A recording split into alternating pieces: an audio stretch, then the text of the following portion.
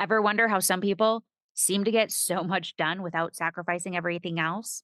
Well, that's what we're diving into: how to build habits that keep you on track even when life feels chaotic. Welcome to Pursuing Goals God's Way. I'm your host, Gabe Cox, and here we're all about clarifying your goals, planning with purpose, and eliminating distractions. We'll dive into simplified online business strategy and marketing without the pressure of social media or hustle culture. If you've been wondering how to turn your passions into purposeful work or felt overwhelmed chasing big goals while juggling family life, and you're ready to do things differently, allowing God to guide your steps, then keep on listening. Hey, I'm your host, Gabe Cox, and I'm so glad you're tuning in. I can't tell you how often people say to me, I can't believe how much you get done. How do you get everything done on your plate? But let me tell you, it's not about doing it all. It's about doing the right things with intentional focus. It's about working on what really matters and letting go of what doesn't. In this episode, we're leaning into two of our podcast pillars: simplicity and clarity. And together, we're going to explore how to cultivate habits that cut out distractions, eliminate hustle, and bring a sense of peace to our lives, even in the busiest seasons. Now, let me ask you this. Have you ever felt like you're juggling a million things, but still can't seem to make progress on your goals?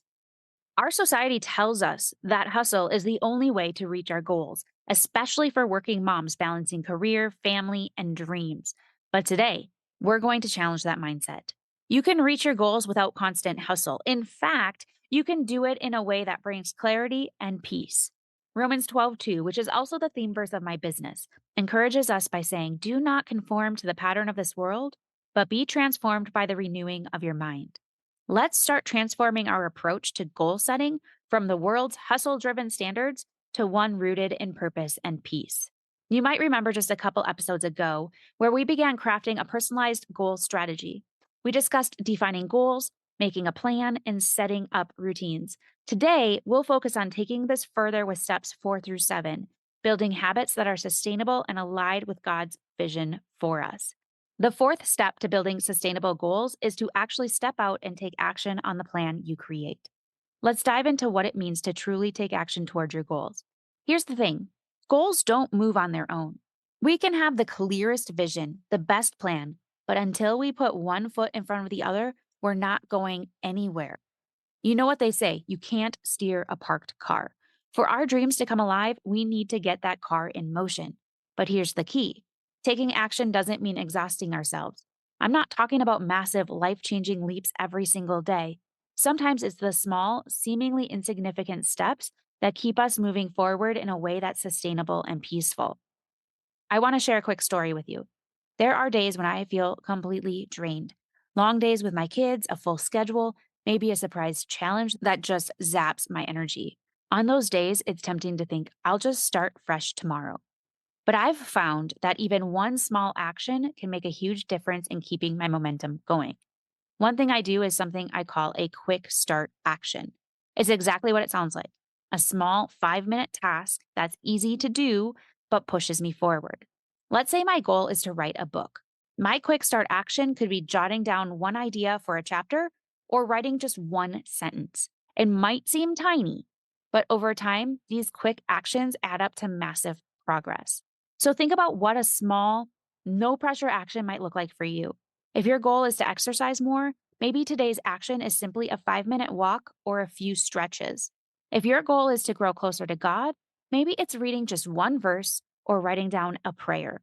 Starting small doesn't make your goal any less meaningful, it makes it achievable. Now, let's get real about the pressure we often put on ourselves. So many of us fall into the trap of thinking we need the perfect circumstances to make progress. But let me tell you, waiting for perfection will keep you stuck. Progress isn't about doing things perfectly, it's about movement, no matter how small. The Bible has so many beautiful examples of God calling people to take action in small ways before giving them the full picture. David was tending sheep long before he ever faced Goliath. And those small, consistent actions, taking care of the flock, practicing his slingshot, prepared him for a bigger calling. God values movement, not perfection. When we take even the smallest steps in faith, he can use them in ways we might not even imagine. So here's what I want to encourage you to do. Start with one small, consistent action each day toward your goal. Maybe it's 5 minutes of focus time. Maybe it's brainstorming one idea, or maybe it's sending that one email. Whatever it is, let go of the need for it to be perfect or to be huge. Consistent action, no matter how small, is like planting seeds. Over time, these seeds grow into the bigger vision that God has for us. Just think of one tiny step that aligns with your goal, something that keeps you moving forward with ease and peace, and do that one thing today. Now, once you're in motion, it's essential to check in with yourself to ensure you're heading in the right direction. And that's where step 5 comes in: evaluate and adjust. Now, this step is often overlooked in goal setting, regularly evaluating and adjusting our goals. This step is so crucial because, as much as we love to plan, life is full of surprises and things don't always go as we envision. Goals aren't static, they should evolve with us, reflecting the season of life we're in and how God may be guiding us in new directions. Now, have you ever set a goal that felt perfect when you made it, but a few months later it didn't seem to quite fit anymore? Maybe you felt tension or even a nudge in your spirit urging you to reconsider. This step is about giving yourself permission to pause, reflect, and make changes as needed. Think of evaluating your goals like checking your GPS while on a road trip. You might be headed in the right direction, but sometimes detours pop up or a faster route becomes available. And in those moments, you have to decide: do I stay the course or do I make an adjustment? When we pause to evaluate, we give ourselves the chance to realign with God's purposes and ensure our actions are still serving the bigger picture. In Proverbs 16:9, we read, "In their hearts, humans plan their course, but the Lord establishes their steps." This is a reminder that while planning is good and we should do it, we also need to stay open to God's guidance along the way. So, to evaluate your goals, try asking yourself a few questions. Is this goal still aligned with my priorities and values? Am I experiencing peace or pressure as I pursue this goal? And do I feel that God is leading me to adjust, pause, or maybe even let go of this goal? These questions are great to revisit regularly, at least monthly or quarterly, but I'd encourage weekly reflection so that you can make sure you're on the path God intends for you. Sometimes we may realize that our initial plan was more about what we thought we should do based on what we're hearing others telling us rather than what we felt called to do. So, taking time to reflect helps us refocus on what's meaningful and aligned with our faith. So, let me share a quick personal example to bring this all together. A few years ago, I set a goal to launch a big project in my business. I'd planned it out meticulously down to every detail. But as I started working on it, I began feeling overwhelmed. And honestly, I felt more stressed than excited. And after a few weeks of pushing through, I took time to pray and journal about it, and I sensed that God was telling me to actually hold off. I didn't fully understand why at the time, but I trusted that His timing was better than mine. And as it turned out, that delay allowed me to build a stronger foundation for the project. And when I eventually launched it, I felt total peace. And looking back, I see that that waiting period was God's way of helping me to prepare. When we talk about adjusting, it's important to remember that adjustments aren't failures. They're faith filled choices to trust God's leading. Sometimes adjustments mean pivoting slightly, and other times they may mean setting a goal aside altogether, knowing that God's plans are better than our own. We see examples of this throughout the Bible. People who began a journey with one goal but found God leading them in an entirely different direction. Think about Paul's journey in the New Testament. He started as a zealous persecutor of Christians, but after a divine encounter, he was called to be a missionary for Christ. His initial path changed dramatically, and his willingness to adjust became one of the most transformative stories in scripture. He is the one that if, you say in all of history, who do you want to have lunch with? He is the one I want to have lunch with because I want to talk about that transformation with him. Now, God may not call us to such a radical shift as Paul had and what he went through, but he does guide us to fine tune our goals so they align with his purpose for our lives. So here's what I encourage you to do: schedule regular check ins to evaluate your goals. This doesn't have to be an all day affair, even just 10 to 20 minutes can provide clarity. And remember, this evaluation isn't about pushing harder, it's about realigning with peace and purpose. I like to call it my weekly meeting with myself. You call it whatever you want, but it's really important to do. Now ask yourself, is this goal still serving the vision God has placed on my heart? If the answer is yes, keep moving forward with confidence. Now, if not, it might be time to adjust or even set it aside. Remember, we're aiming for purposeful progress, not perfection. So, what's one area of your life or a goal you've set that could benefit from a bit of reflection. Take a moment to pray about it, asking God to guide you and show you if any adjustments are needed. Okay, now that we've checked our direction, let's look at who's walking this path with us. Surrounding ourselves with supportive people can make all the difference, which is why step number 6 is associate with the right people. The Bible says in Proverbs 27:17, as iron sharpens iron, so one person sharpens another. We are made for connection, and having the right people around us can make all the difference as we work toward our goals. When we intentionally choose relationships that uplift and encourage us, we set ourselves up to stay focused, balanced, and motivated, especially when the going gets tough. Think about it. When you're trying to build a new habit or make progress on a goal, it's so much easier when you're surrounded by people who share similar values and priorities. Having a circle of like minded friends or mentors means you'll have encouragement, accountability, and even new ideas to help you along the way. These relationships can give us the courage to keep going, remind us why we started, and help us push past moments of self doubt. Now, on the flip side, if we're surrounded by people who constantly encourage hustle and more, it's easy to fall into the world's mindset.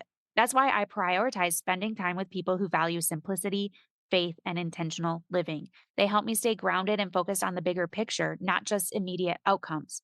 They'll even give me the tough love when I need it, or the kick in the pants to keep going.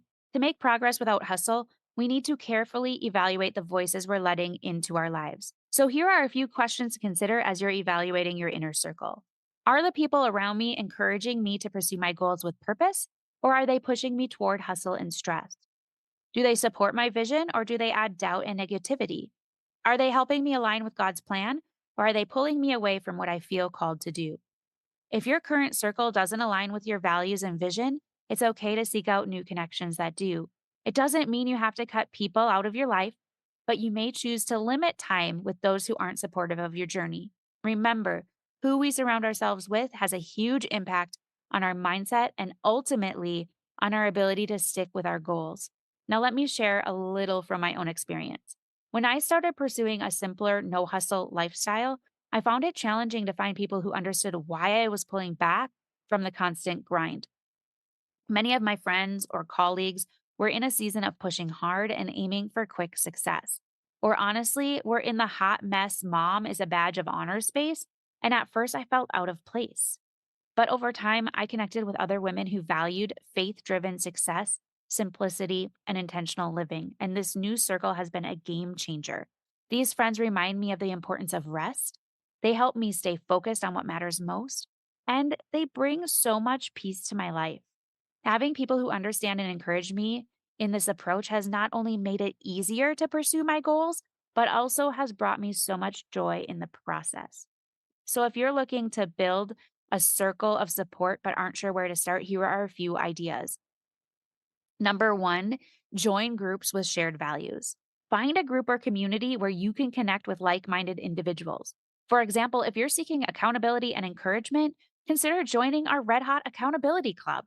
It's a place where you can connect with others who are also committed to pursuing their goals in a no hustle, faith driven way. Number two, seek a mentor or accountability partner. Sometimes all we need is one or two people who can check in with us regularly. Whether it's a friend from church, a fellow mom, or someone in a similar life season, having a mentor or accountability partner can keep you focused and encouraged. And number three, engage in faith based circles. Bible study groups, prayer circles, or faith based masterminds are wonderful places to meet people who value both personal growth and spiritual depth. These spaces allow you to openly discuss your goals and ask for prayer, which can bring even more strength to your journey. Now, let's be real. Not everyone will understand or support your no hustle approach. There will always be people who think you need to do more or try harder to succeed. When you encounter these voices, remember that God's calling on your life is unique and it doesn't have to match what others think you should be doing. I encourage you to gently guard your heart against negativity. You don't have to share every goal or dream with everyone. Sometimes it's best to keep them close to your heart or only share with those who understand your vision. In Matthew 7:6, we're reminded not to throw your pearls before the swine, which in this context means protecting your precious dreams and goals from those who might not value or understand them. So I want you to reflect on people in your circle.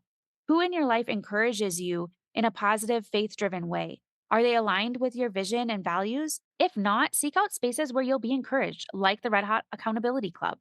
We'd love to have you join us inside the membership if you're interested in accountability, coaching, and encouragement as you work on your life or business goals. It's a low ticket, high touch coaching community, and I designed it that way so that you wouldn't have to worry about the budget to be a part of it. If you want to learn more or join us, you can go to redhotmindset.com/RHA. Again, that's redhotmindset.com/RHA. Now, we've covered a lot of ground today on setting purposeful goals without hustle, but there's one last key ingredient, step number 7, that we can't skip: the habit of perseverance, seeing it through. Perseverance is what carries us across the finish line, even when the initial excitement fades or when we're facing unexpected obstacles. It's the habit of following through on our commitments, the choice to keep going when the journey gets tough, because can I be honest with you? It's going to get tough, right? Life is like a marathon, and the finish line may be further than we think. Some days it feels easy, and other days it's an uphill battle. But each step we take in faith strengthens us and moves us closer to our God given goals. Perseverance isn't about moving at full speed every day, it's about steady, consistent progress. We all know the feeling of starting something new with excitement and energy only to feel our enthusiasm wane over time. That's natural, and it doesn't mean we're doing anything wrong. But achieving meaningful goals takes resilience, which means pressing forward even when the journey feels long or challenging. Perseverance is what keeps us moving forward in faith, even when we don't immediately see the results.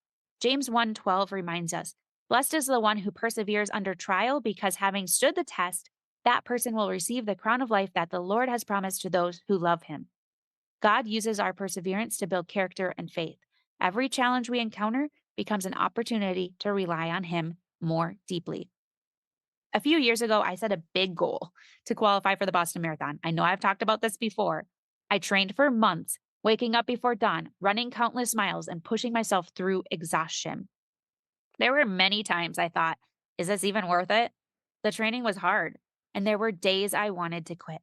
But I kept coming back to why I started: to prove to myself that I could do hard things, to show my kids that perseverance pays off, and ultimately to glorify God by stewarding my health and strength. And when I felt like giving up, I leaned on my faith, trusting that God had a purpose for every mile I ran and every hurdle I faced. And when I finally crossed the finish line with a qualifying time for the Boston Marathon, I felt a deep sense of accomplishment, knowing that God had been with me every step of the way. That experience taught me that perseverance isn't just about physical endurance. It's about trusting that God will use each step, each struggle, to shape us for something greater. One of the most practical ways I've found to persevere, even on the hard days, is by developing a just one more mindset. When I'm tired or feeling unmotivated, I tell myself, just write one more line, just take one more step, just do one more rep, just make one more call. Breaking down perseverance into these tiny, manageable pieces makes it easier to keep going. Imagine you're writing a book, and the thought of completing an entire chapter feels overwhelming. But instead of focusing on the whole chapter, try just one sentence at a time. Or if your goal is fitness related and you're having a hard day, tell yourself to walk for just 5 minutes. Often that little push is enough to keep us moving, and before we know it, we've made more progress than we thought possible. As we persevere, it's crucial to remember that God often uses these periods of endurance to refine and strengthen us. In Romans 5:3-4, Paul writes, "We also glory in our sufferings because we know that suffering produces perseverance, perseverance, character, and character, hope." The process of pushing through isn't just about achieving the goal. Yes, it's about achieving the goal, but it's about becoming the person God is shaping us to be along the way. In moments of struggle, it can be helpful to ask ourselves, what is God teaching me through this challenge? Maybe it's patience. Maybe it's trust. Maybe it's resilience. When we understand that there's purpose in the process, it becomes easier to stay the course even when things don't go as planned. Here are a few strategies to help build a habit of perseverance in a way that doesn't lead to burnout. First, set mini goals. Break your big goal into smaller milestones. For example, if you're working on a big project, set weekly or monthly mini goals. This gives you a sense of progress and accomplishment along the way. Number 2, celebrate small wins. Recognize and celebrate the little victories. Did you write 500 words today? Great. Did you make time for that workout? Amazing. Celebrating small wins fuels motivation to keep going. Third, find an accountability partner. Having someone to share your journey with can be a game changer. We already talked about your inner circle, but whether it's a friend, a family member, or a mentor, an accountability partner provides encouragement to help you stay focused on your why. And fourth, pray for strength.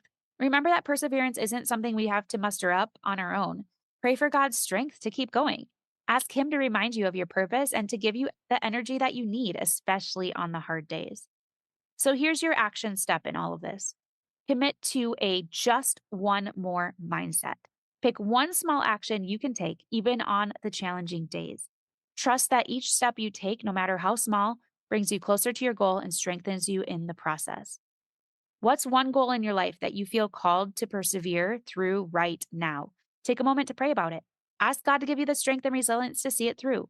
By choosing perseverance, we build that strength to see our goals to completion. Each step, each challenge we overcome shapes us into the person God intends us to be, reminding us that with Him by our side, we can cross any finish line that He sets before us. So let's recap these key final steps to seeing our goals through to fruition. Number 4 is to take action. Number 5 is to evaluate and adjust. Number 6 is to surround yourself with the right people. And number 7 is to persevere by seeing it through. As we develop these habits, they shape us beyond just our goals. They help us cultivate resilience, focus, and peace. And building these habits will bring clarity, peace, and progress into your life without the burnout. Trust that God is guiding you and shaping these habits for both earthly impact and eternal purpose. So let me ask you, friend, as we wrap up, what's one small action you can take today to bring you closer to your goals without the hustle? I encourage you to take some time to journal or pray about which habit you feel called to focus on right now. And if you're looking for support and accountability, then come share in the Red Hot Accountability Club. We'd love to cheer you on. If you found this episode helpful, please follow the show and leave a review. It truly helps the podcast grow. And in all things I pray, you just run your race. I believe in you.